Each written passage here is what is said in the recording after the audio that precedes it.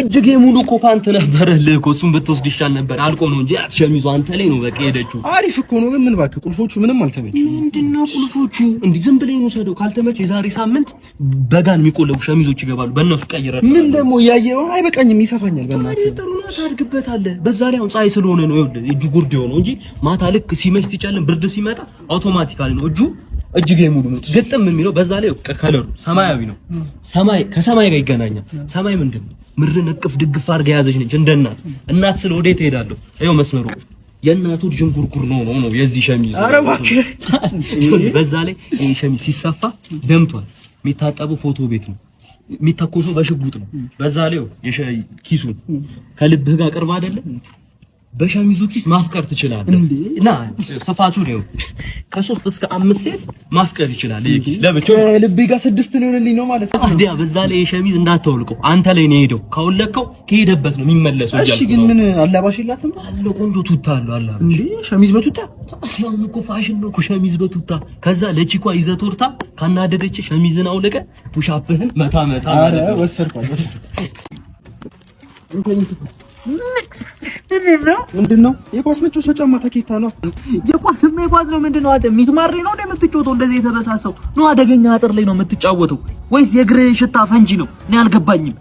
ምን ብላ አሰፋም እንዴ? በምን አቅቤ ነው በሰፋው? በጣም ይሸታል እኮ ጫፉ። የዚህ ጫማ ሽታ እኔ ሽታ ሳይሆን በሽታ ነው እያልኩ ነው። እግረን መርዝ በነከው ቢላ ተቆረጠ። ያንተ ግን እኔ ንግግር ነው የሆነብኝ። አፍንጬን አናገረኝ እኮ ሽታው። ምን ብሎ እባክህ አሁን በእናትህ ሸኩያለሁ። ቶሎ ስፈልግ በሰፋድ እንኳን ማለት ነው በሽታው ምክንያት ጅማት ፍሩ መበጠሱ አይቀርም። ቀዳዳው ነው በጣም ሰፊ እኮ ነው እኮ። ወይሽ ምን ላድርግልኝ? ወይ አርሰናል ደጋፊ ነሽ አይደለም? ምን ታዲያ ለዚህ ቀዳዳ የሚሆን መድፈኛ ከየት ነው ማመጣልህ? እኔ ምንድነው ስራህ አይደል? ታዲያ ስራዬ እኔ መስፋት ነው እንጂ ማሽተት ነው እንዴ? ነው በዚህ ጫማ የምትለብሰውን ካልሲ ትቦ ውስጥ ነው የምታጥበው? ደግሞ ጡቶቹ ምን ጠብተህ ጨርሳቸው ነው? እኔ አልገባኝም። ይሄ ኔኮስኮን ሰፍተህ ጨርሰህ ነበር። ጫማ ግን በጣም ነው ቢሸተዋል። እባክህ ከእርጉዞች ምናምን ራቅ። ልክ ልጃቸውን ሲወልዱ የልጃቸው ፊት ላይ ሽታ ምናምን ሬንጀር እንዳታስወጣባቸው። ማታ ራሱ ጫማን ስታወልቅ ካጠገብ ፈንጂ አምካኝ ባይለይ እኔ ደስ ይለኛል። አንተ ቆይ ምንድነው አፍህን የምትከፍተው? በጋ አምላክ ብያለሁ ለቀቀኝ። ዛሬኛ ትራፊክ ቢቀጣኑን ላንከፍልም እናገባዋለን ቅጣቱን። በጣም ከባባድ ትሬዲንጎችን ነው የሰራነው ዛሬ። ይገርማል። ነክሮጥ ሰርተናል፣ ድብልብል ድሪብል ሰርተናል፣ የመንጋጋ ሰርተናል። በጅንስ ሱሪ በንገባ ዛሬ 3 ነጥቧን ይዘናት ነው የምንወጣው ነው ማለት ዛሬ። ኦኬ ባለፈው ግን የዋንጫ ጨዋታ ተሸንፎ ብዙ ደጋፊዎች ዋንጫ ይበላል ብለን ስንጠብቅ እሱ ግን አንጀት ነው የሚበለው እያሉ ብዙ ትችቶችን እየሰነዘሩ ይገኛሉ። ዋው ብዙ ደጋፊ አይረዳህም። ለምንድን ነው እኛ ያን ዋንጫ ያልበላነው? ጾም ስለነበር ነው ያልበላነው ያን ዋንጫ። ኦኬ ግን ሜዳው ላይ እኮ የማይጾሙ ተጫዋቾችም ነበሩ። አዎ እነሱ ተጫዋቾች ደግሞ በጊዜው በጣም ጠግበው ነበር። ምንድነው ቁንጣን ተያዙ ነው እንዴ ነገሩ? እንዴት ነው ምንድነው እየተባለ ያለው? ኦኬ ዛሬ ግን የምትገጥሙት ሊጉ ላይ ያለው ምርጥ ቲም ነው። ምን እንጠብቅ? ድል ነው የምንጠብቀው። ሽንፈት ከኛ ጭራሽ ነው የማይታሰበው።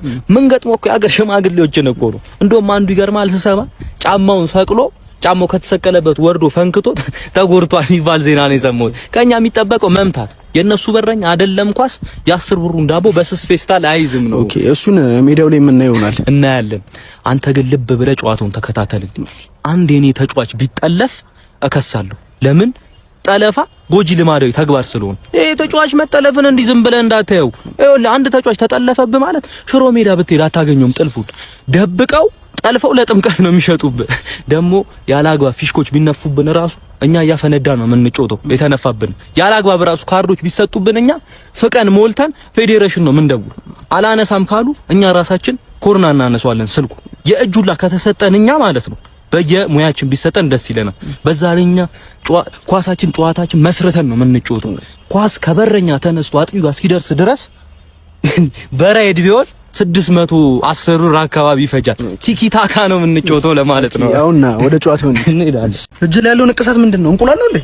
ታዲያ ይገርማል። መጀመሪያ እርግብ ነበር የተነቀስኩት። ከዛ ልትለቀም በወረደችበት በሌላ እርግብ አይጣልፉብኝ። ከዛ በንዴት በጸጸት ስሜት ማስተዛዘኛ ነው ይሄን እንቁላል የተነቀስኩት። ከዛ ብዙ ሰው በጸብ አስመስሎ ምናምን ሊሰብርብኝ ሞክሯል፣ ግን አልቻሉ።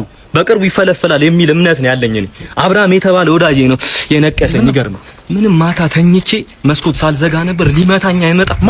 ብርድ ነው መታወት ነው የምልህ። ምን ብርድ መታው?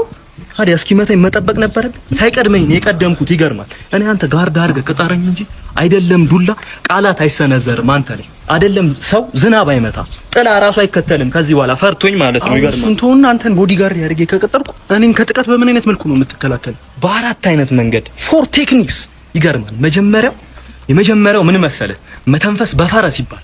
ልክ ሊያጠቃ ሲመጣ እንዲህ አድርጌ የእግሬን ሁለቱን ጣቶች አፍንጫ ውስጥ ከተውና አሽከርክሬ አንስሬ እጠራዋለሁ ነው። እሺ ሁለተኛው ደግሞ ይወልደ ፈካን በመካን ይባል። ልክ ሲመጣ በዘዴ ሱሪውን አውልቅበትና ባንክም ባላንክም ብዬ ፍሬውን አንካክቼ ለጥ ነው እንግዲህ።